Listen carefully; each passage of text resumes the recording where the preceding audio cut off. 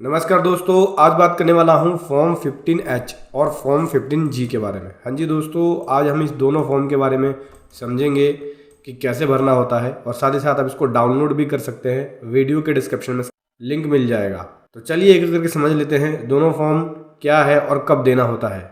उससे पहले बताना चाहूँगा, जो भी भाई बंधु मेरे चैनल पर पहली बार हैं, इस वीडियो को पहली बार देख रहे हैं, जिन्होंने अभी तक सब्सक्राइब नहीं किया, सब्सक्राइब कर लीजिए, साथ ही साथ बेल आइकन पे भी क्लिक कर लीजिए ताकि इस तरह का कंटेंट आपको मिलता रहे। सो दोस्तों, बात करें फॉर्म 15G और फॉर्म 15H के बारे में, तो दोस्तों ये दोनों ही फॉर्म, चाहे वो फॉर्म 15H हो या फॉर्म 15G हो, दोनों ही फॉर्म TDS डिडक्शन के लिए होता है। मतलब कि आपका TDS डिडक्ट ना हो उसके लिए यहाँ पे ये फॉर्म दिया जाता है। जनरली आपका बैंक जो है TDS काट लेती है जब आपको आपके डिपॉजिट्स के ऊपर इंटरेस्ट मिलता है। आपने जो सेविंग अकाउंट में पैसा रखा हुआ है, FDR है, आपकी FD करा रखी है, या कोई भी डिपॉजिट जिसके ऊपर बैंक TDS काट रही है, आप इस फॉर्म को देके, फॉर्म 15G और फॉर्म 15H को देके अपना TDS सेव कर सकते हैं। ये सेल्फ डिक्लेरेशन फॉर्म होता है। इस फॉर्म को देने के बाद बैंक TDS नहीं काटती है, लेकिन इस फॉर्म को भरने के कुछ तरीके होते हैं, कुछ नियम हैं और कुछ कंडीशंस हैं। सो दोस्तों, सबसे पहले हम बात कर लेते हैं फॉर्म 15G के बारे में। जब आपका इंटरेस्ट 40,000 से ज़्यादा हो जाता है, एक इंडिविजुअल का इंटरेस्ट 40,000 से ज़्यादा हो जाता है, जिसकी एज 60 साल से कम है, तो बैंक TDS काटती है। तो ये जो फॉर्म है, फॉर्म 15G, उन पर्सन के द्वारा भरे जाना है जिनकी एज 60 साल से कम है, और फॉर्म 15H उनके द्वारा भरे जाना है जिनकी एज 60 साल है या उससे ज़्यादा है। ऐसे में उनका अगर इंटरेस्ट 50,000 से ऊपर हो जाता है तो उस केस में बैंक TDS काटती है, लेकिन इस फॉर्म को देने के बाद आपका TDS नहीं कटेगा। तो सबसे पहले हम समझते हैं फॉर्म 15G के बारे में। समझ में आ गया दोस्तों? अगर आपकी एज 60 साल से कम है और आपका इंटरेस्ट 40,000 से ऊपर क्रॉस होता है तो बैंक उस पर TDS काटती है। आप इस फॉर्म को देने के बाद अपना TDS सेव कर सकते हैं, बैंक TDS नहीं काटेगी। तो क्या क्या डिटेल देनी होती है, सबसे पहले हम बात करते हैं फॉर्म 15G के अंदर दो पार्ट है, पार्ट 1 और यहाँ पे पार्ट 2 है। दोनों पार्ट के बारे में समझेंगे।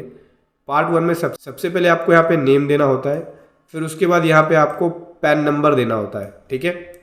उसके बाद स्टेटस देना होता है, जैसे इंडिविजुअल है या HUF है वो लिखना होता है आप। तो जनरली अगर आप दे रहे हैं तो इंडिविजुअल।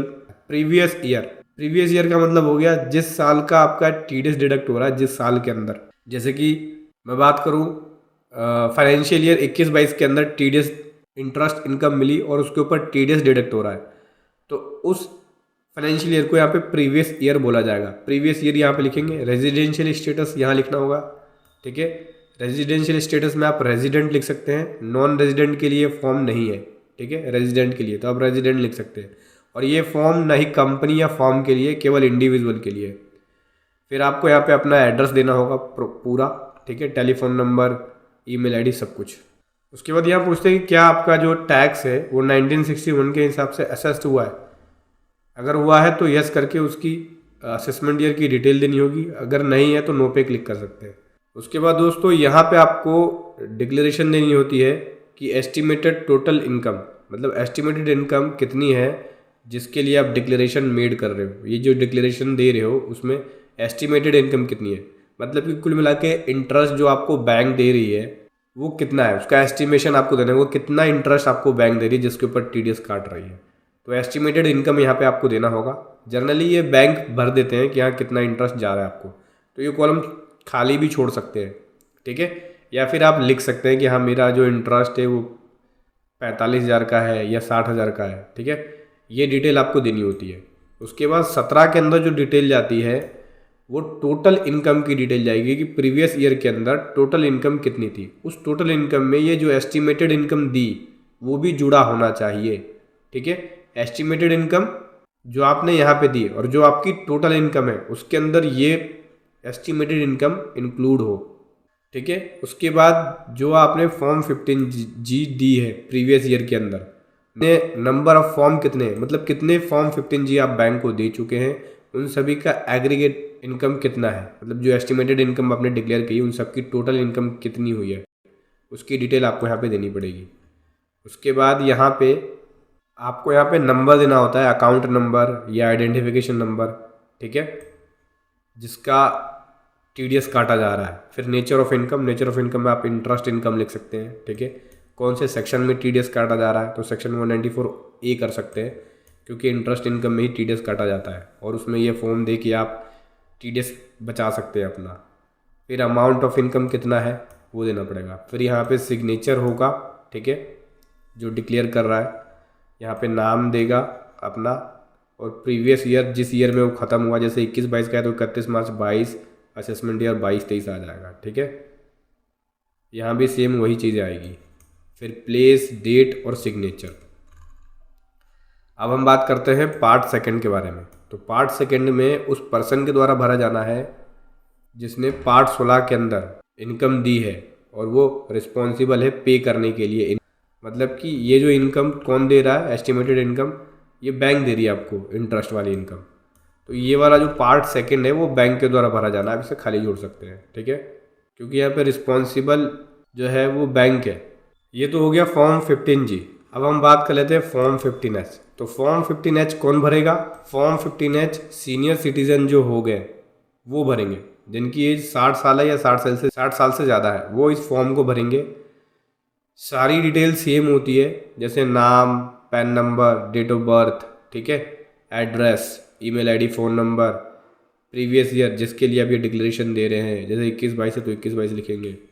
एस्टिमेटेड इनकम जो डिक्लेरेशन दे रहे हैं उसकी एस्टिमेटेड इनकम कितनी है, ठीक है, के लिए आप ये डिक्लेरेशन दे रहे हैं। जैसे इंटरेस्ट इनकम आपकी 60,000 की है तो 60,000 यहाँ पे लिखेंगे।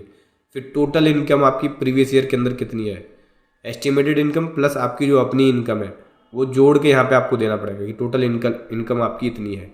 जैसे मान के चलिए कि मेरी 4 लाख की इनकम है या 3 लाख की इनकम है, जिसमें से 60,000 रुपये ये इंटरेस्ट इनकम भी जुड़ा हुआ है, तो उसकी डिटेल आपको यहाँ पे देनी पड़ेगी। फिर नंबर ऑफ फॉर्म कितना दिया आपने, फॉर्म 15H, उसका टोटल अमाउंट कितना बनता है ये, और फिर जो आपने डिपॉजिट करा रखा है उसकी डिटेल, उसका account number, nature of income में इंटरेस्ट इनकम दे सकते हैं, सेक्शन 194A लिख सकते हैं, उसमें टीडीएस कटता है, और इनकम टोटल आपकी ये बनी है। फिर यहाँ पे साइन हो जाएगा, ठीक है, और यहाँ पे एक डिक्लेरेशन देना पड़ेगा आपको, और यहाँ पे भी डिक्लेरेशन देना पड़ेगा। यहाँ पे नाम लिखेंगे, ठीक है, प्रीवियस ईयर की डेट लिखनी होगी, जैसे 21-22 का है तो 31 मार्च 22 लिखेंगे, असेसमेंट ईयर यहाँ पे 22-23 कर सकते हैं, और यहाँ पे सिग्नेचर होगा, प्लेस और डेट ये मेंशन करना होगा। पार्ट सेकंड जो पर्सन रिस्पॉन्सिबल है, जो आपने 15 के अंदर डिटेल दी, 15 में कौन सा, जो आपने एस्टिमेटेड अपनी इनकम भरी जिसके लिए डिक्लेरेशन दे रहे हो, यहाँ पे जो आपने इनकम एस्टिमेटेड भरी है जिसके लिए आपने डिक्लेरेशन दी है, उस इनकम का रिस्पॉन्सिबल पर्सन जो होगा उसको पार्ट सेकंड भरना पड़ेगा। मतलब कि यहाँ पे जो हम अपनी इनकम लिखते हैं वो इंटरेस्ट वाली लिखते हैं, जिसके ऊपर टीडीएस काटा जाना है बैंक के द्वारा, तो उसकी जिम्मेदारी बैंक की पड़ती है। तो इस पार्ट सेकंड को बैंक के द्वारा भरा जाना है, इसको आप छोड़ सकते हैं, ठीक है। तो इस प्रकार से फॉर्म 15G और फॉर्म 15H को भर सकते हैं। इसका जो लिंक है, इन दोनों ही फॉर्म का लिंक वीडियो के डिस्क्रिप्शन में है, वहाँ से जाके आप इसको डाउनलोड कर सकते हैं, ठीक है दोस्तों।